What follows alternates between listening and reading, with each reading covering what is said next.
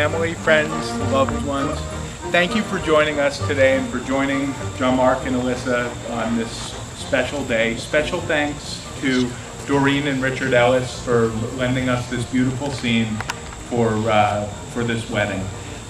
We also have a special note of thanks for President George W. Bush, without whose failed presidency, JM and Alyssa would never have met. Yes, thank you. It's true what they say, he is a uniter, not a divider. For those of you who don't know us up here, we're not trained professionals. My name is Arlo. I am Alyssa's younger brother. This is Adam, JM's older cousin. And we are so incredibly blessed and honored to have been asked to be here today to marry these two, the beautiful couple. Just as a heads up, if we do well today, Adam and I have both decided to quit our full-time jobs, become traveling wedding officiants, and there's a few scouts in the audience, so everyone, please wish us luck today. We're standing in front of, and JM and Alyssa are standing within the structure known as the huppah, which is constructed of 4 poles and a canopy overlying, which represents the new home that is being formed by JM and Alyssa. In our case today, it's an especially meaningful structure. The poles of the huppah were designed by a family friend and were used in my wedding nearly 10 years ago. And the canopy is partially formed by a talus that was borrowed from Gummy and Poppy, who are in the front row, who are an inspiration of love and what everything about marriage should be. So it's especially meaningful that they're here in this today. And yes, we did not have the foresight to have 2 microphones.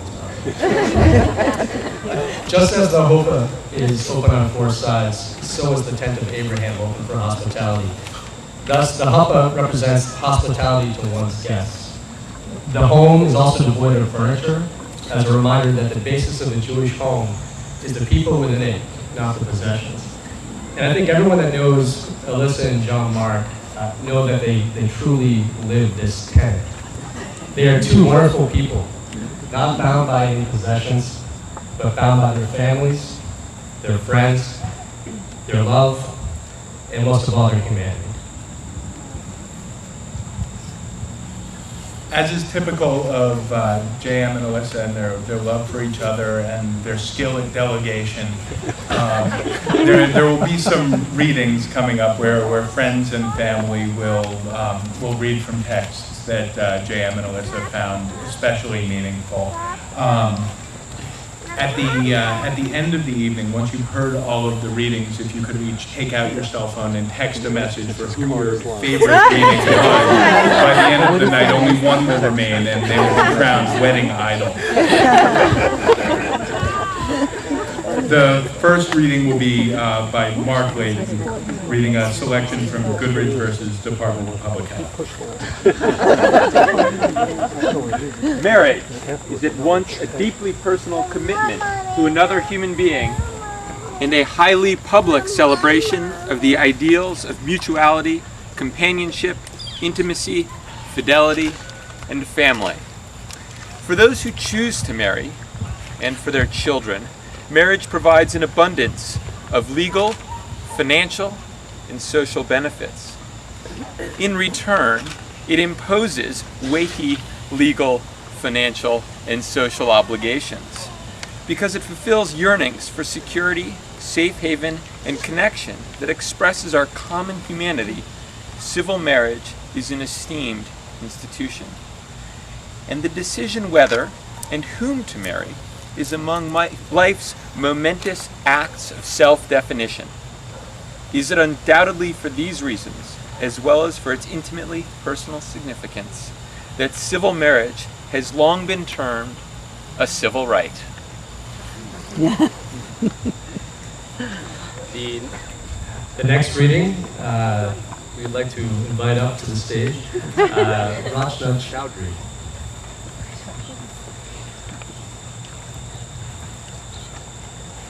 I don't believe in marriage. Let me be clear about that. I think at worst, it is a hostile political act. A way for small-minded men to keep their women in the house and out of the way, wrapped in the guise of conservative religious nonsense. At best, it is a happy delusion.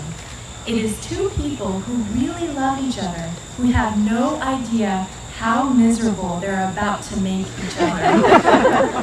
But when two people know that, and they decide, with eyes wide open, to face each other and get married anyway, I don't think it's conservative or delusional.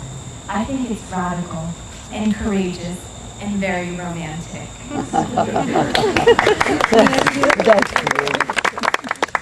The next reading is from Penny and Anna Basil.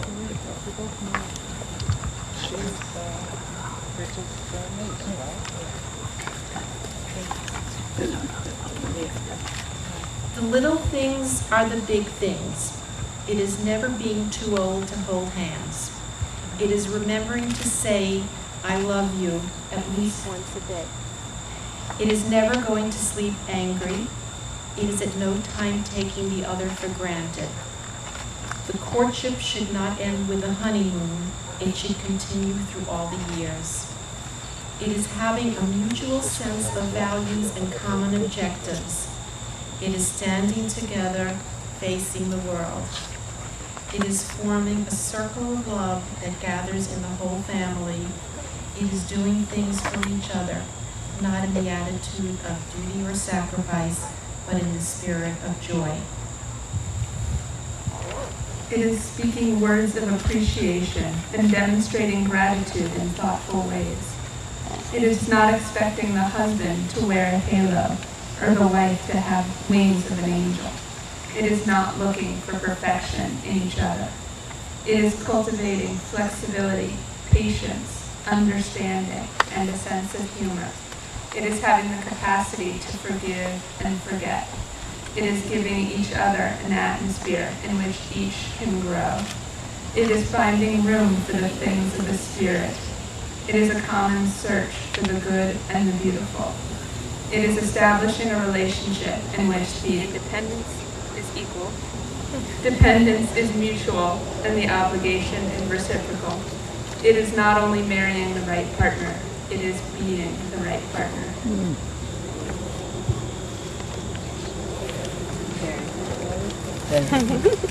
You can clap. The next reading will be Evan Ellis. Come on now.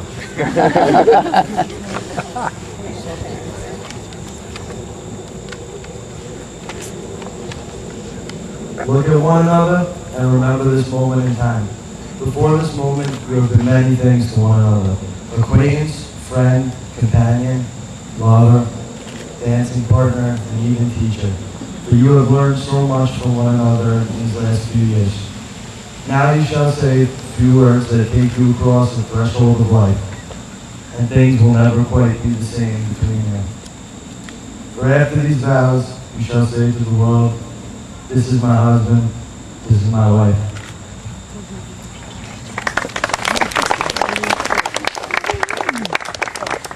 Thank you. Now, before we begin the ceremony, I really think we need to confront the 800-pound gorilla in the huppa.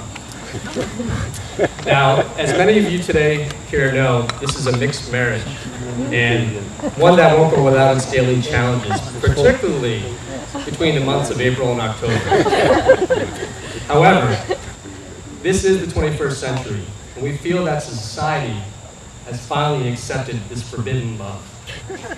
Like a young Montague and Capulet before them, Alyssa and Jean-Marc will try to defy the odds by uniting here today.